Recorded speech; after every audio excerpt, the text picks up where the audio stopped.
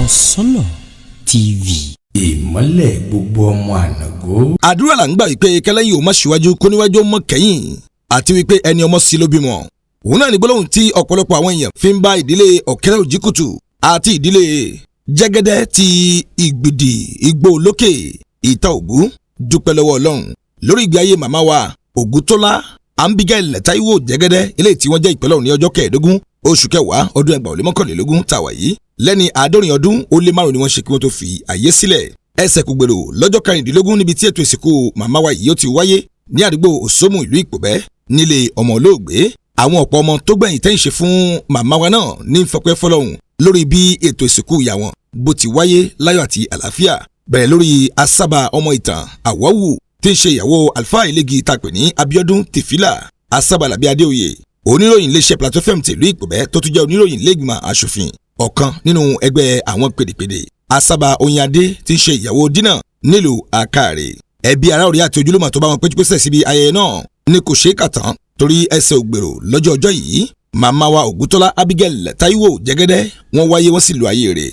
Ọ̀pọ̀lọpọ̀ àwọn ènìyàn ló ń bá ìdílé ọ̀hún kẹ́dùn bí ìgbé ayé màmá yìí ti wáyé pẹ̀lú bí ó ṣe ṣe àtìlẹ́yìn tó pọ̀ fáwọn ọmọ tó bí tó sì filẹ̀ sáyé lọ.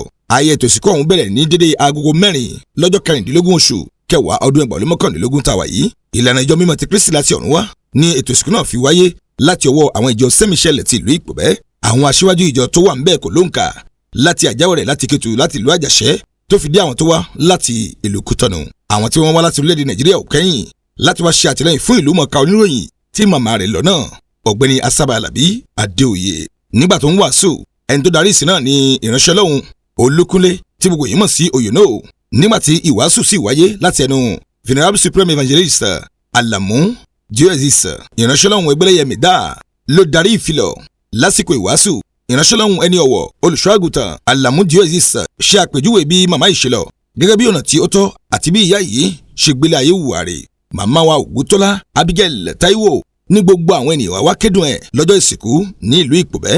Ìgbìmọ̀ tó ń darí ikọ̀ iléeṣẹ́ Olókìkí FM olóyè Ògúndárí Àrísáfìmẹ́ Òjòyè pẹ̀lú kò ṣàìwà ní ìkàlẹ̀ àti ọ̀gá àgbà tó ń darí Olókìkí FM lásìkò yìí.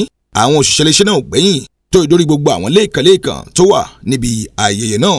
Ikọ̀ ẹgbẹ́ àṣìṣọ́pọ̀ tí ń ṣẹgbẹ́ pèdèpèdè wọn ò ṣaláì wà ńbẹ̀ láti bá ọ̀kan nínú wọn kẹ́dùn ikú màmá rẹ̀ eléyìí tí àwọn náà pẹ̀lú sì wá ṣe ojúṣẹ̀yìn. Àwọn ìjàkadìjàkà tó wà ní ìkàlẹ̀ kò ṣeé kà tán bíi bàbá wa olùṣọ́àgùtàn Yẹ́misí Ìrọ̀rùn ló bá dé Evangelist Babadáríjì wọn àtàwọn lẹ́ẹ̀kan tó ìdórí olùṣọ́àgùtàn Evangelist Abiko Ìràwọ̀ tó gbogbo yẹ́mọ̀ sí ẹ̀bà òṣòfò àti gbogbo ẹni tá a lè kà tán tó wà ní ìkàlẹ̀. Àwọn ẹgbẹ́ akọrin láti sẹ́mìṣẹ́lì náà pẹ̀lú wà lára àwọn tí ó darí ìsìn. Àwọn ẹgbẹ́ akọrin sẹ́mìṣẹ́lì ṣojúṣẹ̀yìn fún màmá wa tó dolóògbé Ògútọ́lá Abigel Táíwò jẹ́gẹ́dẹ́.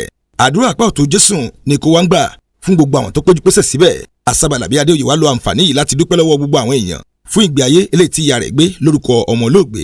Tayọ̀tayọ̀ tìdùnnú ni wọ́n fi ṣe ètò ìsìnkú náà lọ́jọ́ 16 oṣù kẹwàá ọdún 2021 tàwa yìí.